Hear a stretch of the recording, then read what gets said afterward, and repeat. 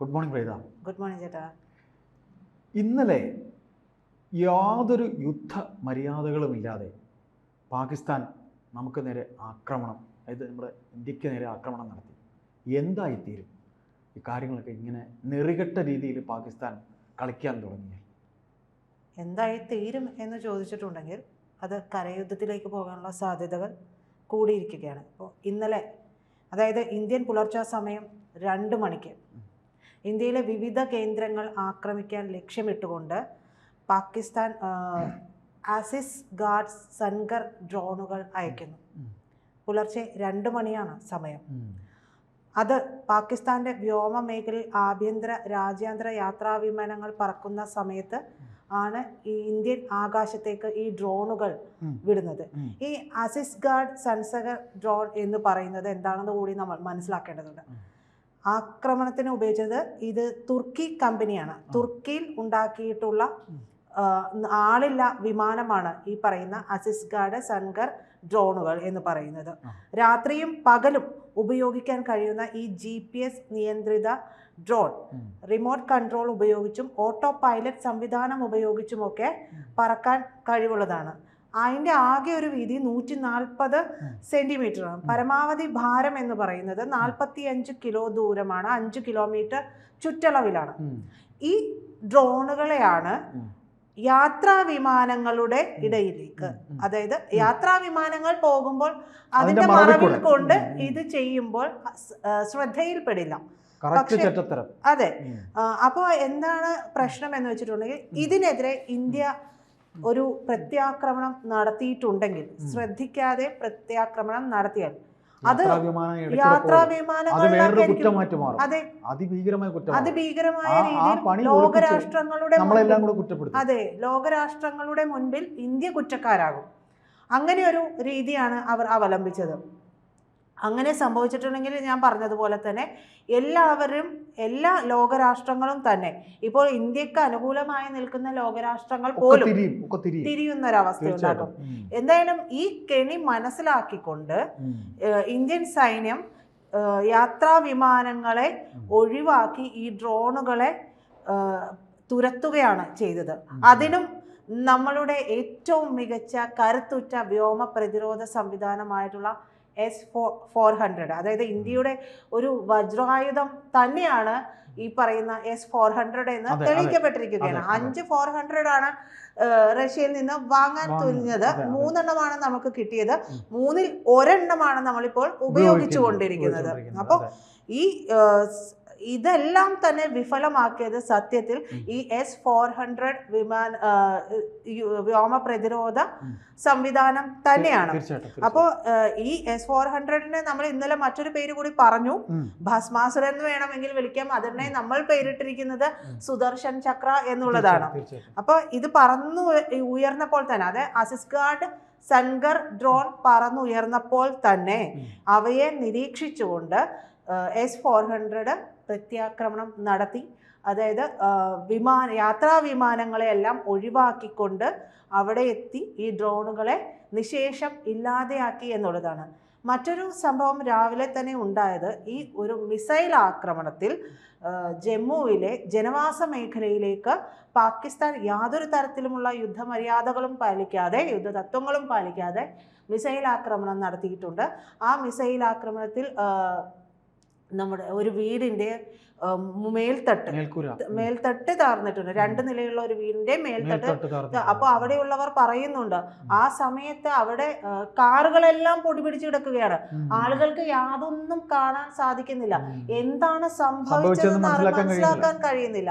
അതുകൊണ്ട് തന്നെ ഈ പറയുന്ന രീതിയിലുള്ള ഒരു എന്താ പറയാ, ഒരു നമ്മളെ യുദ്ധത്തിലേക്ക് വലിച്ചിഴയ്ക്കുന്ന ഒരു സാഹചര്യത്തിലേക്ക്, അതെ, ഇനിയിപ്പോൾ അവർ പാകിസ്ഥാൻ എന്തായാലും ഇറങ്ങി. പാകിസ്ഥാൻ ഇനി കുളിച്ചേ കയറാൻ പറ്റുള്ളൂ, വലുത് വാങ്ങുന്ന അവസ്ഥയിലേക്ക് എത്തി. എന്തായാലും ഈ പറയുന്ന രാവിലെ തന്നെ പുലർച്ചെ 5:45 ഒരു പത്രസമ്മേളനം നടത്താൻ ഉദ്ദേശിച്ചിരുന്നു. 10 മണിയിലേക്ക് മാറ്റിയിരിക്കുകയാണ്.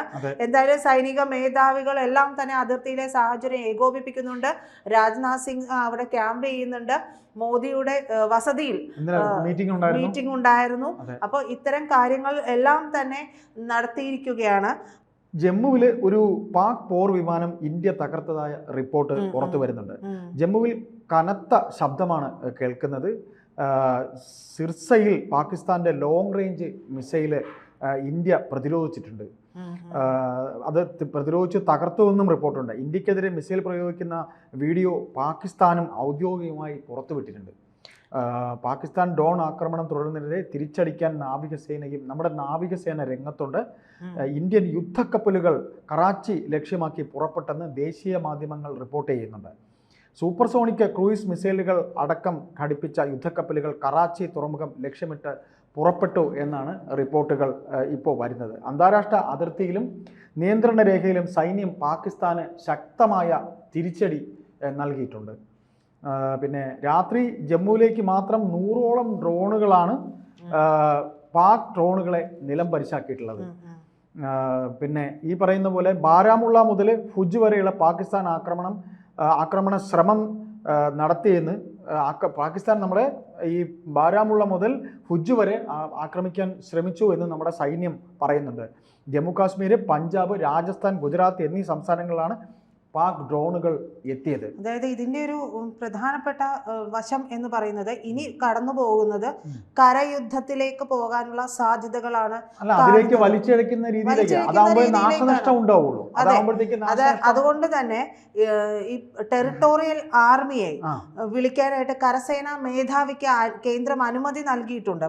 അത് അടിയന്തര ഘട്ടങ്ങളിലാണ് സാധാരണ ഇന്ത്യൻ സൈന്യത്തെ പിന്തുണയ്ക്കുന്ന കരുതൽ സേനയാണ് ഈ ടെറിട്ടോറിയൽ ആർമി എന്ന് പറയുന്നത്. അപ്പൊ അവരെ വിളിക്കുന്നത് അത്രത്തോളം അടിയന്തര സാഹചര്യത്തിലാണ്. നിലവിൽ 32 ടെറിട്ടോറിയൽ ആർമി ബറ്റാലിയനിൽ 14 എണ്ണത്തെ പ്രധാന സൈനിക മേഖലകളിൽ വിന്യസിക്കുകയും ഒക്കെ ചെയ്തിട്ടുണ്ട്.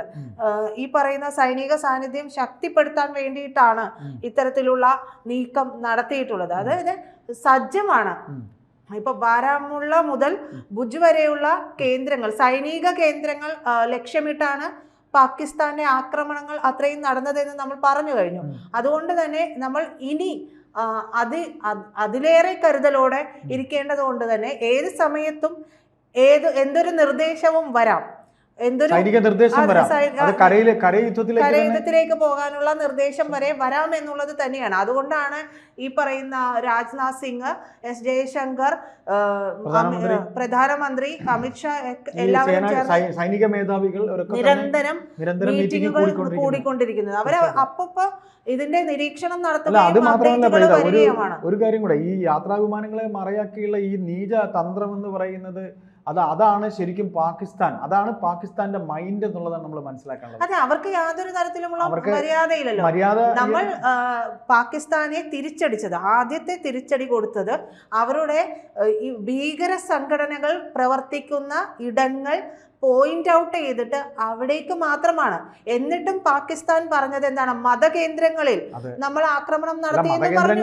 തീവ്രവാദം വളർത്തുന്നതെന്നാണ് അവർ പറയാതെ പറഞ്ഞതിന്റെ അർത്ഥം. അതെ, അപ്പൊ മതകേന്ദ്രങ്ങളിലാണ് എന്നാണ് പറഞ്ഞത്. നമ്മൾ അത്തരത്തിലുള്ള ഒരു കാര്യവും ചെയ്തിട്ടില്ല. അപ്പൊ അത്രയും പോയിന്റ് ഔട്ട് ചെയ്തിട്ട് ഒരു തരത്തിലും ഈ പറയുന്ന രീതിയിൽ എന്താ പറയാ, സിവിലിയൻസിന് ഒരു തരത്തിലും പ്രശ്നങ്ങൾ വരാത്ത രീതിയിലാണ് ഇന്ത്യയുടെ ഇതുവരെയുള്ള എല്ലാ നീക്കവും പോയത്. ഇനിയും ഇന്ത്യ ഒരു നീക്കം നടത്തുമ്പോൾ, ഒരു കരയുദ്ധത്തിലേക്ക് പോയാൽ പോലും ഇന്ത്യ നടത്തുന്നത് പരമാവധി ഇരുഭാഗങ്ങളിലെയും സിവിലിയൻസിന് ബുദ്ധിമുട്ട്, അതായത് അവർക്ക് ഒരു തരത്തിലുമുള്ള ജീവഹാനിയോ അങ്ങനെയുള്ള ഒരു അനിഷ്ടങ്ങളും ഇല്ലാത്ത രീതിയിൽ എങ്ങനെ ചെയ്യാം എന്നുള്ളതാണ്. നാശനഷ്ടങ്ങൾ അതായിരിക്കും ഇന്ത്യയുടെ അങ്ങനെ തന്നെയാണ് ഒരു രാജ്യം ചെയ്യേണ്ടത്. പക്ഷെ ഈ പാകിസ്ഥാൻ എന്ന് പറയുന്ന യുദ്ധവെറി പൂണ്ടിട്ടുള്ള ഭീകരത തലയ്ക്ക് പിടിച്ച രാജ്യം ചെയ്യുന്നത് അത്തരത്തിലല്ല എന്നുള്ളതിന്റെ ഏറ്റവും വലിയ തെളിവാണ് ഈ പുലർച്ചെ കണ്ടത്.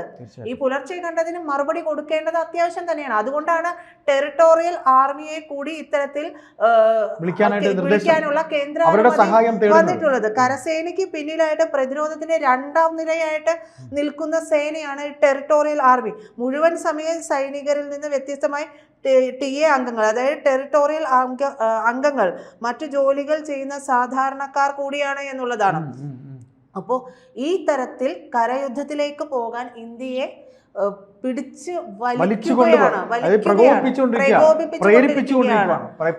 പ്രേരിപ്പിച്ചുകൊണ്ടിരിക്കുകയാണ്. അതിനുള്ള സാധ്യതകളാണ് വന്നുകൊണ്ടിരിക്കുന്നത്. ആ പ്രേരണ പാകിസ്ഥാന് തന്നെ ഏറ്റവും അടുത്ത് മണിക്കൂറുകൾ തിരിച്ചടിയാവും.